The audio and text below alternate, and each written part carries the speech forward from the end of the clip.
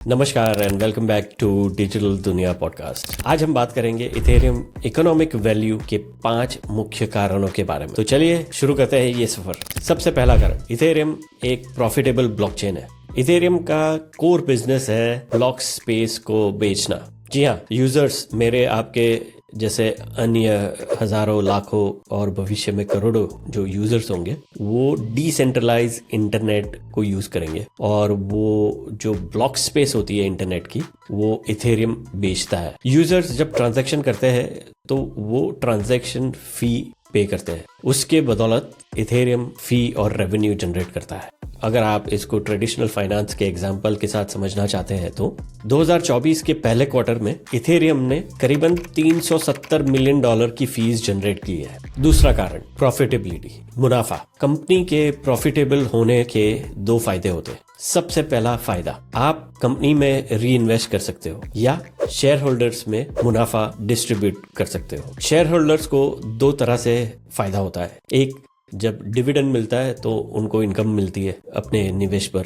आज की डेट में इथेरियम टॉप 20 कंपनीज में शामिल हो सकती है अगर आप उसको बायबैक यील्ड के साथ कंपेयर करें। तीसरा कारण, ब्लॉकचेन बेस्ड बिजनेस का भविष्य। जैसे हमने बताया, इथेरियम बायबैक यील्ड के कंपैरिजन में टॉप 20 कंपनीज में आता है। तो ब्लॉकचेन बिजनेस का मॉडल जो डिफाइन कर रहा है एक तरह से इथेरियम, वो कैसे बायबैक का ऑप्शन एग्जीक्यूट करता है। तो ये अमूमन जो हम ट्रेडिशनल फाइनेंस में देखते हैं उससे थोड़ा सा अलग है। तो जब यूजर इथेरियम नेटवर्क पर ट्रांजैक्ट करते हैं और जो फीस जनरेट होती है उसमें से एक portion of the fee burn की जाती है। इसका मतलब है कि जो आप ट्रांजैक्शन करने के लिए इथेरियम में फीस पे कर रहे हो वो जो उसका वॉल्यूम है उसका एक पोर्शन खालिज हो जाता है। इससे क्या होता है कि जो सप्लाई ऑफ इथेरियम है वो बैलेंस में रहता है या कम हो सकता है, और यूजर्स जिनके पास इथेरियम अपने वॉलेट में पड़े हुए हैं उनको यील्ड मिलता है क्योंकि ये डिफ्लेशनरी हो रहा है बर्न मैकेनिज्म के साथ। अगर आप इसको कंपेयर करें ट्रेडिशनल फाइनेंस कंपनी जैसे वीजा या मास्टर कार्ड हो गया, राइट, तो उसके सामने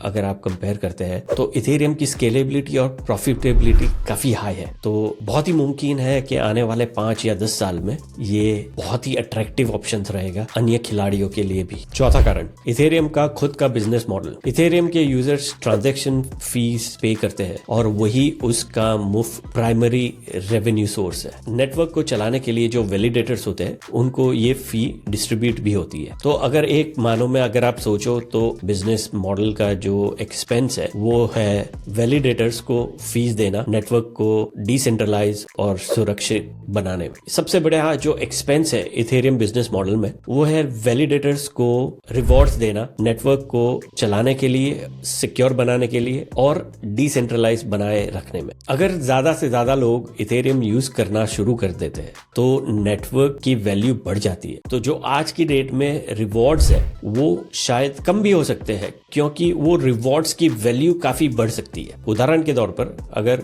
वैलिडेटर को 1 इथेरियम मिल रहा है जो आज की डेट में अगर उसकी प्राइस कंपेयर करें तो करीबन $3,500 के आसपास है, लेकिन भविष्य में ये मैकेनिज्म कंट्रोल हो सकती है।